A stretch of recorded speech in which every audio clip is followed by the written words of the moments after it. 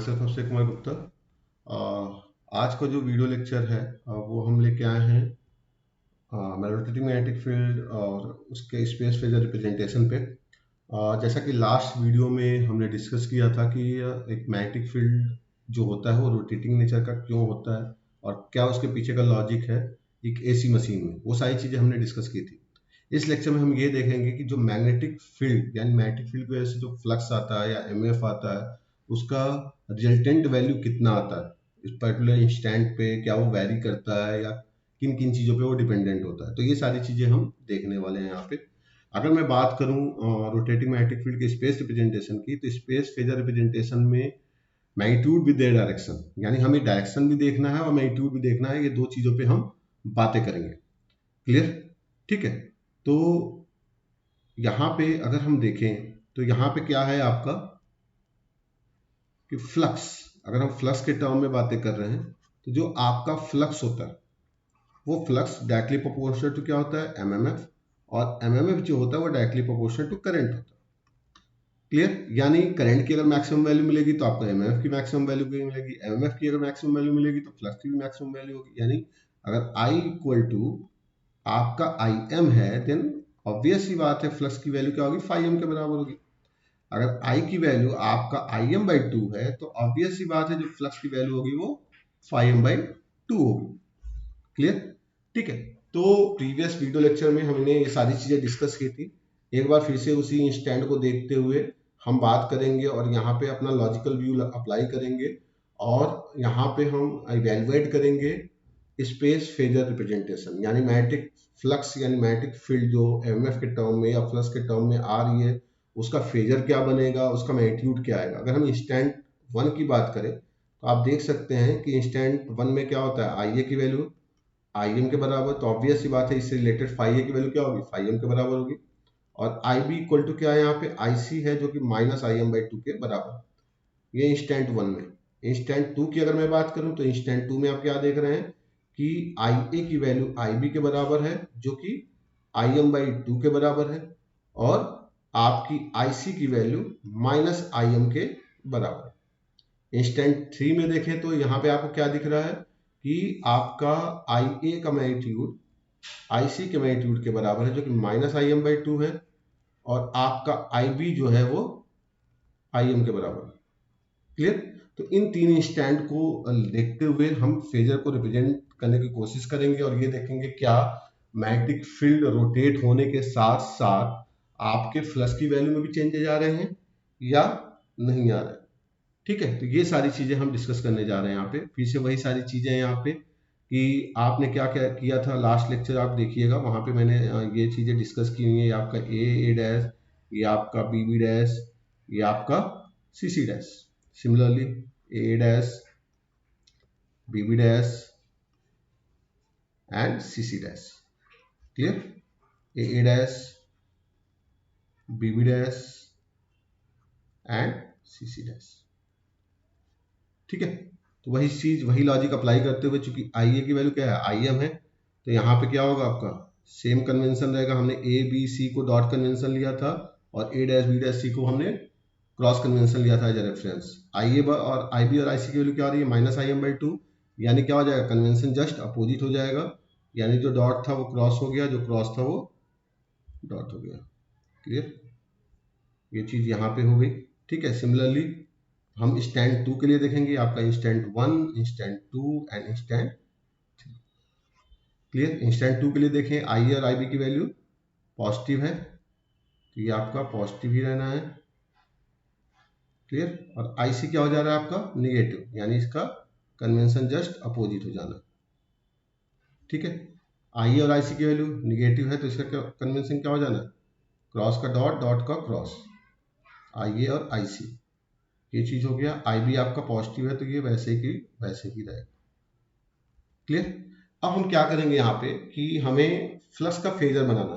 Flux का phasor बनाने के लिए फिर से वही right hand curl rule apply करेंगे। यहाँ पे राइट हैंड कर्ल रूल क्या कहता है कि यहाँ पे हम जो लेंगे, यहाँ पे हम चूज करेंगे कर्ल को in the direction of current, और थंब जो होगा वो मैग्नेटिक फील्ड एक्सिस के डायरेक्शन को रिप्रेजेंट करेगा।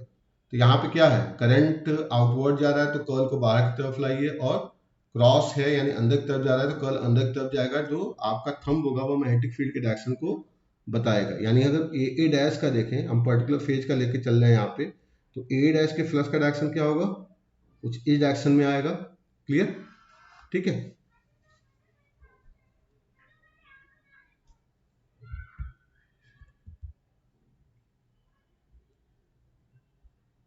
ठीक है, तो ये आपका ए डैश का डायरेक्शन आएगा, ये फाइव ए की वैल्यू होगी, और ऑब्वियस सी बात है फाइव ए क्या होगा आपका, फाइव एम के मैग्नीट्यूड के बराबर होगा, क्योंकि आई ए की वैल्यू आई एम के बराबर है। सिमिलरली आई बी और आई सी के लिए निकालेंगे हम, तो आई बी का हम देख लेते हैं। आई बी के लिए क्या होगा, राइट हैंड कर्ल रूल से अप्लाई करोगे तो आपका देखोगे तो कुछ इस डायरेक्शन में आपका मैग्नेटिक फील्ड एक्सिस का डायरेक्शन आएगा, ये आपका फाइव बी, और फाइव बी जो का मैग्नीट्यूड जो होगा वो फाइव एम बाई टू के बराबर होगा। सिमिलरली आप फाइव सी को देख लीजिए, ये आपका फाइव सी का फेज ये आएगा, ये भी फाइव एम बाई टू के बराबर होगा। क्लियर? अब आते हैं इंस्टेंट टू पे। इंस्टेंट टू पे भी ऐसे ही कमोबेश स्थिति होने वाली है। क्लियर? ठीक है, आई ए की वैल्यू आपकी आई बी और आई एम बाई टू के बराबर है, वही right hand curl rule apply करिए तो आप देखेंगे कि आई बी ए का जो फेजर होगा वो आपका कुछ इस तरह आएगा, जो कि आई एम बाई टू के बराबर होगा। ये फाइव ए हो गया, equivalent to five M by two. And I B का फेजर वो निकालेंगे तो फिर से वही चीज, आपका राइट हैंड कर्ल रूल के अकॉर्डिंग ये जो फेजर होगा वो कुछ इस तरह आएगा, ये आपका आ गया फाइव बी, और फाइव बी का मैग्नीट्यूड क्या होगा, फाइव एम बाई टू के बराबर, क्योंकि आई ए और आई बी का मैग्नीट्यूड क्या है, आई एम बाई टू के बराबर है। फाइव सी का अगर देखेंगे तो फाइव सी का फेजर क्या होगा, राइट हैंड कर्ल रूल के अकॉर्डिंग ये कुछ इस डायरेक्शन में आएगा, ये आपका हो जाएगा फाइव सी, और फाइव सी का मैग्नीट्यूड जो होगा वो फाइव एम के बराबर होगा। क्लियर? थर्ड को देख लेते हैं। ठीक है, फिर से वही काम करेंगे हम, राइट हैंड कर्ल रूल। तो ए डैश के लिए डायरेक्शन क्या होगा, कुछ ही डायरेक्शन में आएगा, जो कि ये फाइव ए होगा, और इसका जो मैग्नीट्यूड इक्विवेलेंट होगा वो फाइव एम बाई टू के बराबर होगा। बी को देख लें तो बी में क्या होगा आपका, आई बी की वैल्यू आई एम के बराबर है। ठीक है, यानी फाइव एम आना है इसका, तो वही चीज हम करेंगे। ठीक है, तो ये आपका बी का फेजर कुछ ऐसे आएगा, ये आपका फाइव बी हो गया, और फाइव बी का जो इक्विवेलेंट मैग्नीट्यूड होगा वो फाइव एम बाई टू के बराबर आना। क्लियर? इसी तरह हम सी का देखेंगे तो सी का फेजर कुछ ऐसे आएगा, ये आपका फाइव सी हो गया, इसका magnitude equivalent to five M by. तो इस तरह से हमने फेजर ड्रॉ कर लिया। क्लियर? तो हमें फेजर ये साफ साफ दिख रहा है, हमें अब इसका रिजल्टेंट निकालना है। तो रिजल्टेंट निकाल के देखते हैं कि इसकी मैग्नीट्यूड कितनी आ रही है। अगर हम यहाँ पे बात करें तो ये हमें फाइव ए का फेजर दे रहा है, जो कि मैग्नीट्यूड फाइव एम के इक्विवेलेंट शो हो रहा है। क्लियर? ये आपका फाइव बी, ये आपका फाइव बी का फेजर दे रहा है, जिसका मैग्नीट्यूड क्या है, फाइव एम बाई टू है। और ये आपका फाइव सी, जिसका magnitude five M by two के बराबर। अब हम इसका रिजल्टेंट अगर निकालने की कोशिश करेंगे तो आप देखेंगे हमें क्या करना है, रिजल्टेंट निकालने के लिए वही वेक्टर का रूल जो होता है वही अप्लाई करते हैं। तो हम अगर इसको देखें तो हम इसको वर्टिकल और हॉरिजॉन्टल कंपोनेंट में ब्रेक कर सकते हैं फाइव बी को। क्लियर? ये एंगल जो होगा वो 60 डिग्री के बराबर होगा, ये भी एंगल 60 डिग्री के बराबर होगा, क्योंकि बैलेंस सिस्टम है आपका। ठीक है, यहाँ पे इसका वर्टिकल कंपोनेंट और सिमिलरली इसका भी हॉरिजॉन्टल कंपोनेंट फाइव ए के सेम फेज में मिलेगा। यानी अगर तुम इसका रिजल्टेंट निकालने बैठोगे तो आप क्या देख रहे हो, वर्टिकल कंपोनेंट एक दूसरे को कैंसिल आउट कर दे रहे हैं, यानी फाइव आर की जो वैल्यू आनी है वो five A plus five B plus five C से ही निकलेगा। ठीक है, हमने क्या कर दिया, इसको वर्टिकल और हॉरिजॉन्टल कंपोनेंट में ब्रेक कर दिया, तो सारा कुछ क्या हो रहा है, फाइव ए के सेम पेज में आ रहा है। यानी क्या हो जाएगा, ये five M plus five M by two cos 60 plus five M by two cos 60। Clear? Values आप पुट करेंगे तो ये वैल्यू आप कैलकुलेट करिएगा, कॉस 60 की वैल्यू 1/2 होती है। वैल्यू जब आप पुट करेंगे तो इसकी वैल्यू निकल के आ जाएगी 3/2 फाइव एम के बराबर। क्लियर? तो हमने क्या देखा यहाँ पे, एक तो मैग्नीट्यूड 3/2 फाइव एम है, और जो रिजल्टेंट फ्लक्स का जो डायरेक्शन है, यानी रिजल्टेंट मैग्नेटिक फील्ड एक्सिस का जो डायरेक्शन है वो मैक्सिमम फ्लक्स के एक्सिस के डायरेक्शन में मिल रहा है। यानी मैक्सिमम मैग्नेटिक फील्ड एक्सिस के डायरेक्शन में मिल रहा है, यानी जिस फेज में मैक्सिमम फील्ड होगा उसी के डायरेक्शन में आपका मिल रहा है, या जिस पेज में मैक्सिमम करंट कैरी होगा उस मैग्नेटिक फील्ड के डायरेक्शन में आपको रिजल्टेंट फील्ड का फेजर मिल रहा है। सिमिलरली आप अगर सेकेंड इंस्टेंट में भी बनाएंगे तो सेकेंड इंस्टेंट का देख लेते हैं क्या आता है। ये आपका फाइव ए जिसका मैग्नीट्यूड 5m/2 के बराबर, क्लियर। ये आपका 5b जिसका मैग्नीट्यूड 5m/2 के बराबर, क्लियर। और ये आपका 5c जिसका मैग्नीट्यूड 5m के बराबर, क्लियर, ठीक है। फिर से वही काम करना है, यहाँ पे हॉरिजॉन्टल और वर्टिकल कंपोनेंट में ब्रेक करिए। आप कैलकुलेट करोगे तो वहां यहाँ भी आपको वही चीज मिलना है, ठीक है। ये एंगल 60 डिग्री, ये भी angle 60 degree, clear. Vertical component एक दूसरे को कैंसिल आउट कर देंगे। फिर से यहाँ पे क्या होगा, मैक्सिमम फ्लक्स के एक्सिस के डायरेक्शन में आपको रिजल्टेंट फ्लक्स मिल जाएगा। आप कैलकुलेट करोगे तो आपको फिर से वही चीजें मिलेंगी, ठीक है। आप कैलकुलेट करके देख भी सकते हो इसको, यानी 5a plus 5b plus 5c अगर आप करते भी हो, ठीक है, तो यहाँ पे जो मैग्नीट्यूड मिलेगा वो आपको क्या मिलेगा, 5a की वैल्यू क्या हो जाएगी यहाँ पे, इसका हॉरिजॉन्टल कंपोनेंट यानी 5m/2 cos 60, clear. 5m/2 cos 60, 5b भी क्या हो जाएगा 5m/2 cos 60 और प्लस 5c यानी 5m, यानी यहाँ पे भी मैग्नीट्यूड कितना आ गया आपका 3/2 5m के बराबर, क्लियर। तो कुल मिला के यहाँ भी वही कंक्लूजन निकला कि मैग्नीट्यूड आपका रिजल्टेंट मैग्नीट्यूड क्या होगा 3/2 5m के बराबर, और ये कहाँ होगा, मैक्सिमम फील्ड एक्सिस के डायरेक्शन में, यानी वो पर्टिकुलर फेज जो मैक्सिमम करंट कैरी कर रहा था उसके मैग्नेटिक फील्ड का जो डायरेक्शन आपको मिलता है उसी के सेम डायरेक्शन में ये चीज मिलनी, क्लियर, ठीक है। पहले वाले में फेज ए में मैक्सिमम करंट कैरी कर रहा था तो फेज ए के डायरेक्शन में मिल रहा है, दूसरे वाले में फेज सी में मैक्सिमम करंट कैरी कर रहा था तो फेज सी के डायरेक्शन में मिल रहा है, और तीसरे वाले में देख लेते हैं। तीसरे वाले में भी आप देख सकते हो, तीसरे वाले में भी सेम चीज आनी है, कुछ अलग नहीं आ जाना है। यहाँ भी आप फेजर बना के एक बार देख सकते हो। ये आपका हो गया 5a जिसका magnitude equivalent to 5m/2, clear. ये आपका 5b जिसका मैग्नीट्यूड इक्विवेलेंट टू 5m, और ये आपका 5c जिसका magnitude equivalent to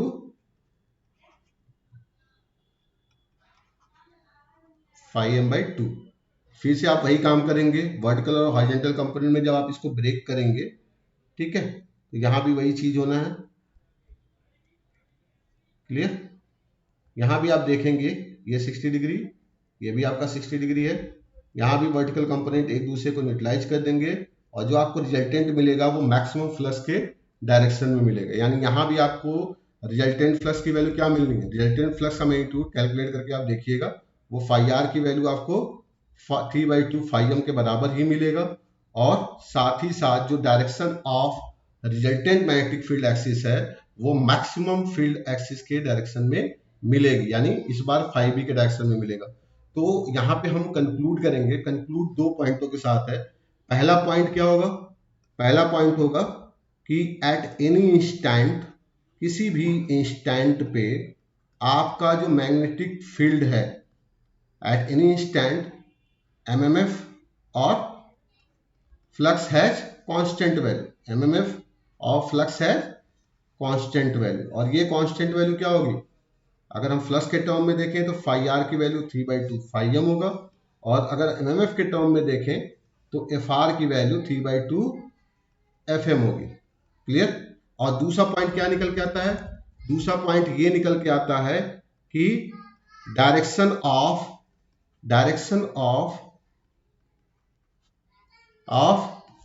magnetic field, कौन सा magnetic field, resultant magnetic field, जो आपको रिजल्टेंट मैग्नेटिक फील्ड मिल रहा है, clear.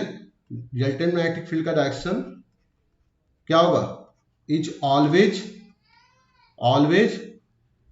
In the direction of maximum magnetic field, of maximum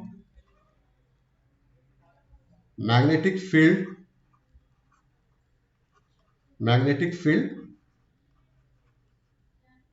axis, correct.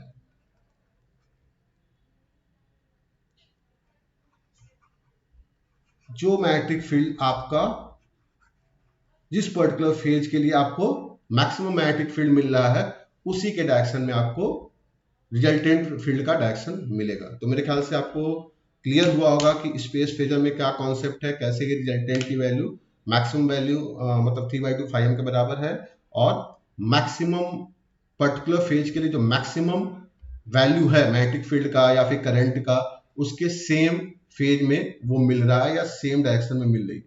ठीक है, तो मेरे ख्याल से आपको वीडियो पसंद आया होगा। प्लीज लाइक करिए, सब्सक्राइब करिए और शेयर करिए।